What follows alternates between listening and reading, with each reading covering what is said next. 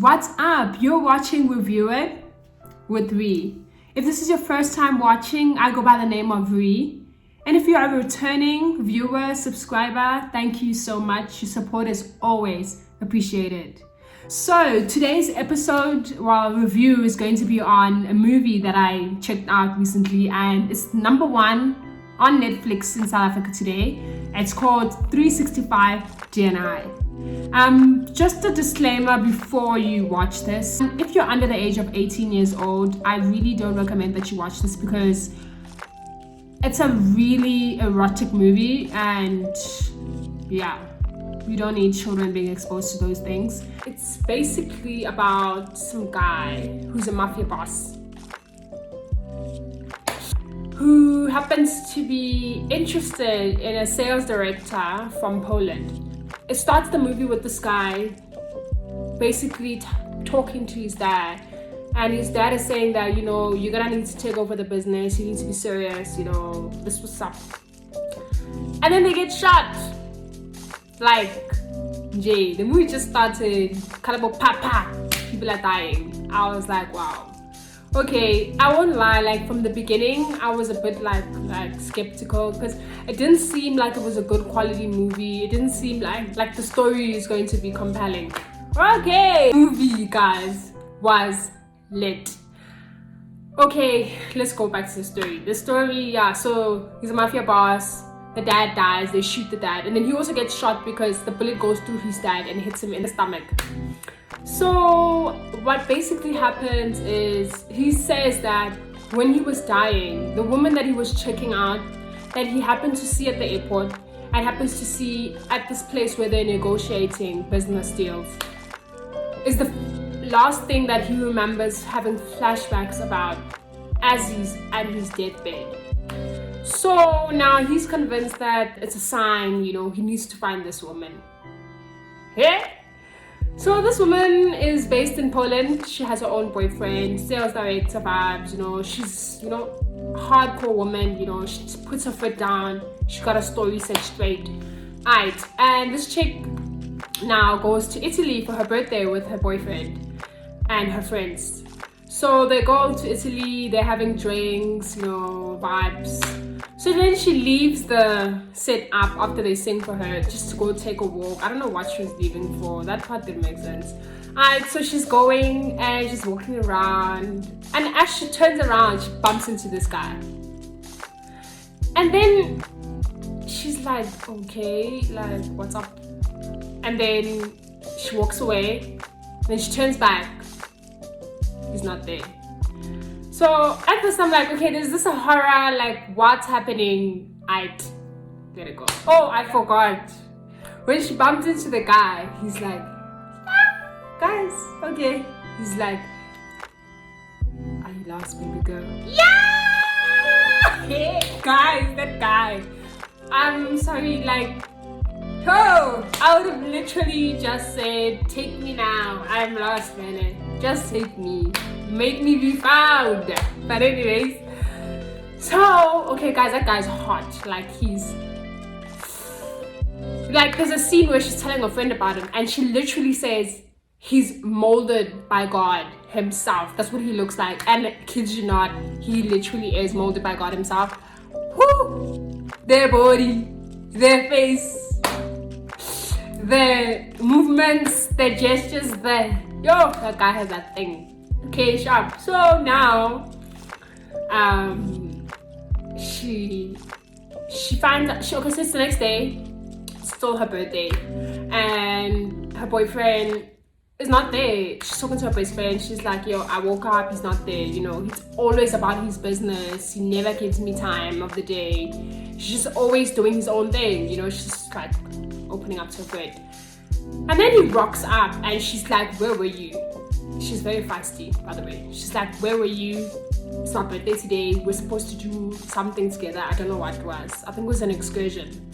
And this gent is on some, I did it by myself, but as a joke. And then she gets mad. I also didn't quite understand this part. She gets mad and she just storms off, which was unrealistic. I think she was drinking because she seemed like she was drunk and she was going for the most. So she's walking around, and like now she's getting lost. So, and it's at nighttime, and there's creepy people in the streets. And then she ends up in some alley, and there's a car. The lights go on. Lights go on. Miguel turns around again. There's someone behind her. Blackout. So now, chick wakes up. She's in an unfamiliar place. She tries to get out the room. It's locked. She's like, no ways. What is happening? So then they unlock, and she gets out, and she tries to escape, and she runs into this guy. Before she runs into him, she runs into, like, this house is huge, guys, like it's a palace. She runs into this like dining room area, and she sees her portrait on the wall, and she's like, what the hell? I'd also be like freaked out, because that's freaking weird. Like, I don't know you, I don't know where I am, but my picture's on the wall. Like, make it make sense. Right. Hey, Mans is there. He's like, hi. So this is the story. She's busy having an attitude. She's trying to run, and he's on some listen. That's what he says. He says, I don't do too well with disobedience. Guys. Whoo! No, that guy, it's like when he just talks, it's like the words are melting out of his mouth. Like, jeez. Anyway, so she's very disobedient in his own words. And that's because she's feisty and she doesn't take his nonsense. And he's used to women just like literally falling at his feet because he is who he is. So he basically explains to her that, listen, dude, I'm keeping you locked up here for 365 days. You need to decide, and you need to make a decision to love me. And you will love me. I'm not gonna force it on you. You will love me in due time. If after 365 days you don't love me, I'll let you go.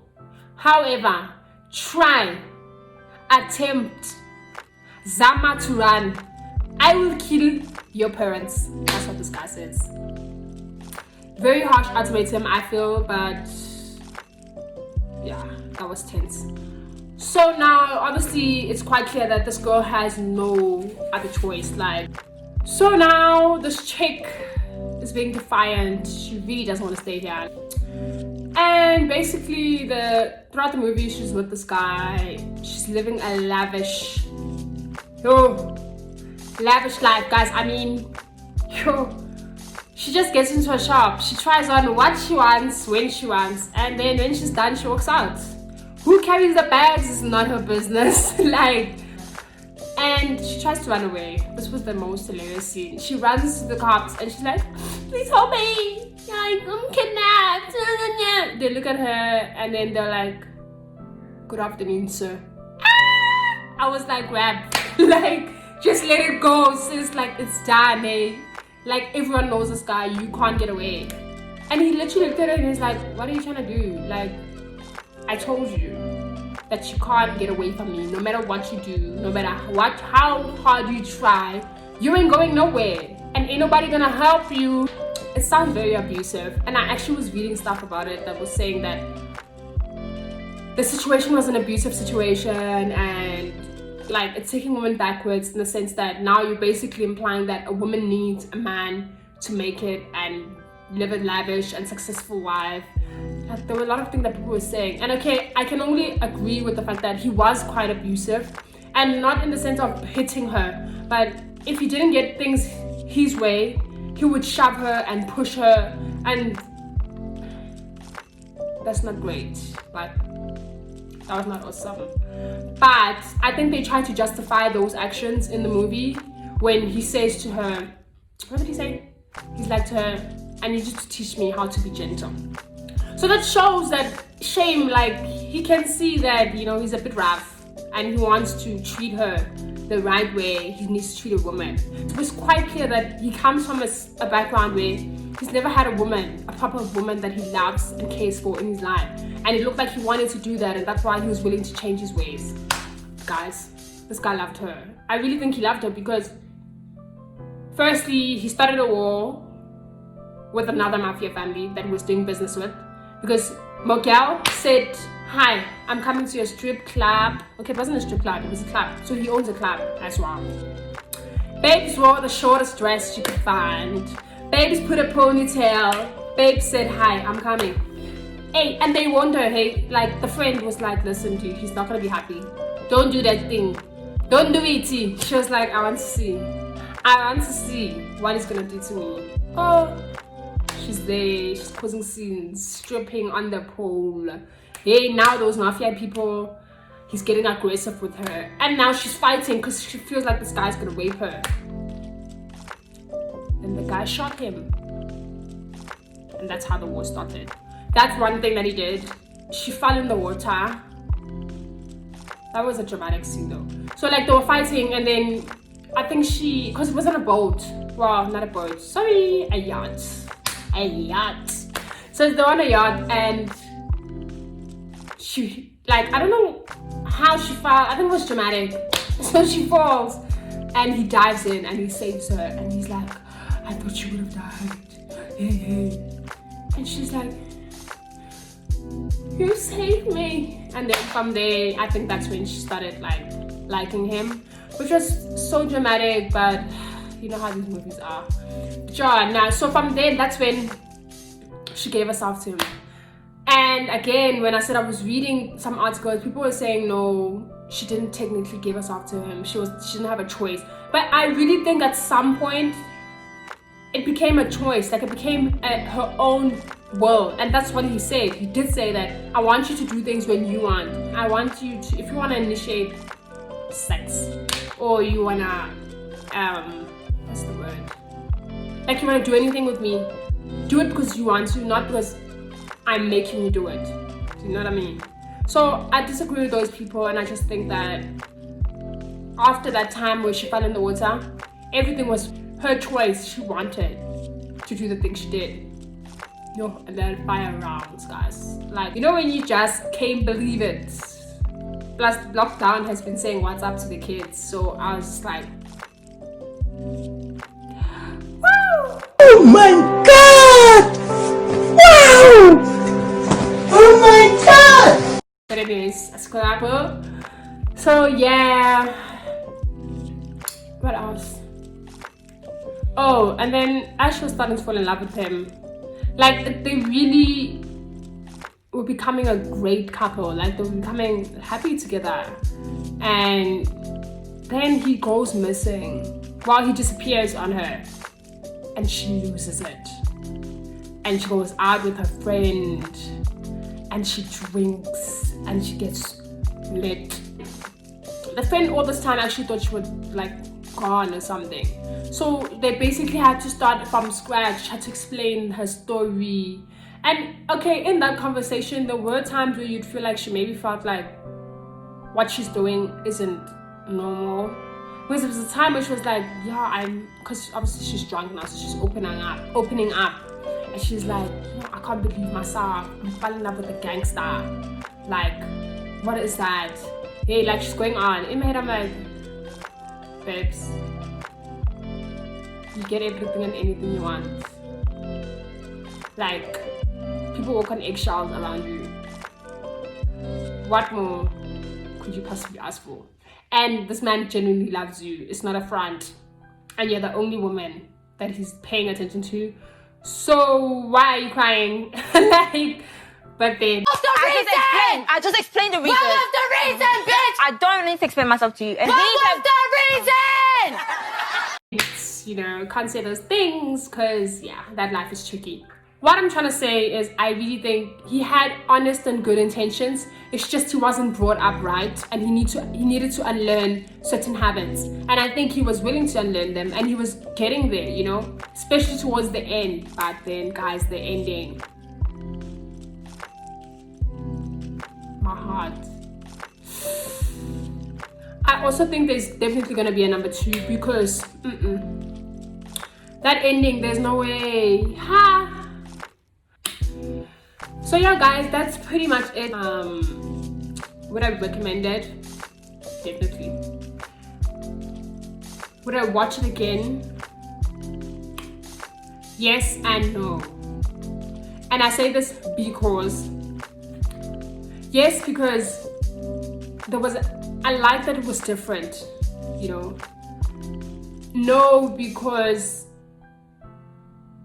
like the excitement and the sensation and the, I don't know the words, but no, those things you feel in the moment when you watch something for the first time, I won't feel it again, and that's gonna be why the experience won't be exhilarating anymore, and I don't want that.